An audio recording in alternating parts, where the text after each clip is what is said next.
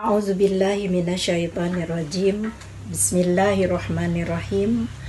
Assalamualaikum warahmatullahi wabarakatuh. Alhamdulillahirabbil alamin. Assalatu wassalamu ala asrofil anbiya'i wal mursalin wa ala alihi wa sahbihi ajmain. Rabbis rohli sodri wa yassirli amri wahlul uqdatam min lisani yafqahu qawli amma ba'. Syukur alhamdulillah kehadirat Allah kita rafakan. Pada kesempatan ini masih diberi ruang dan peluang untuk sama hadirin dalam rangka menyebarkan syiar Islam. Mudah-mudahan ada manfaat untuk kita semua, insya Allah. Hadirin yang dirahmati Allah Subhanahu wa ta'ala, memiliki anak soleh, soleha adalah idaman untuk kita sebagai seorang ibu ataupun ayah di dalam sebuah keluarga. Karena anak soleh ataupun anak soleha bukan hanya bermanfaat ataupun bukan hanya aset untuk kedua ibu bapaknya sahaja, tetapi ianya akan menjadikan masyarakat lebih aman dan negara pun akan lebih cemerlang. Itulah sebabnya kita sebagai ahli keluarga berusaha sedaya upaya mendidik anak kita supaya menjadi anak yang berguna, anak yang berbakti kepada kedua ibu bapa dan berguna kepada nusa dan bangsa. Rasulullah Shallallahu Alaihi Wasallam telah mengingatkan kepada kita, apabila mati anak Adam, putuslah segala amalannya kecuali 3 perkara. Di antaranya yaitu memiliki anak yang soleh, anak yang berbakti kepada kedua ibu bapa, insya Allah. Bagaimanakah untuk merealisasikan keinginan tersebut? Maka di sini ada beberapa perkara sebagai tanggung jawab yang telah diamanahkan oleh Allah Subhanahu wa ta'ala kepada kita sebagai ibu bapaknya. Rasulullah Shallallahu Alaihi Wasallam telah mengingatkan di dalam sebuah hadis, kullukum ra'in wa kullukum mas'ulun ar-ra'iyatihi. Setiap kita adalah pemimpin dan setiap kita akan dipertanggungjawabkan sesuai dengan apa yang dipimpinnya. Jadi kita ini ada tanggung jawab, paling tidak adalah tanggung jawab terhadap diri kita sendiri. Dan selanjutnya kalau kita menjadi seorang istri, maka tanggung jawab kita terhadap pasangan kita.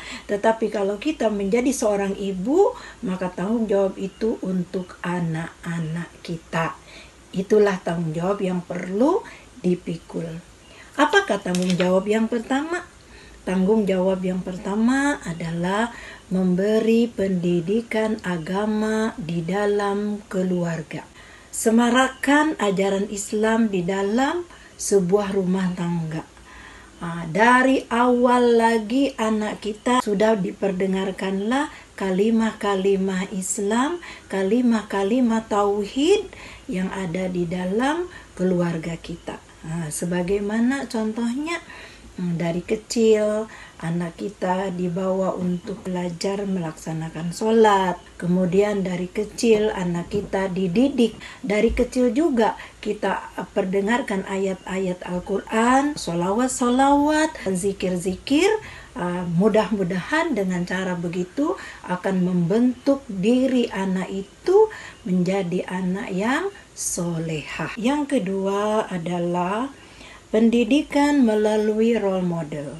Jadi kita ini sebagai ibu untuk menjadikan anak kita ini menjadi anak yang baik, taat kepada Allah Subhanahu wa ta'ala, berbakti kepada ibu bapa, menjadi anak yang menghormati antara adik-beradiknya, maka peranan ibu bapa menjadikan role model terhadap anak-anak kita. Sebagai contoh, kita mau anak kita ini melaksanakan kewajiban untuk menutup aurat.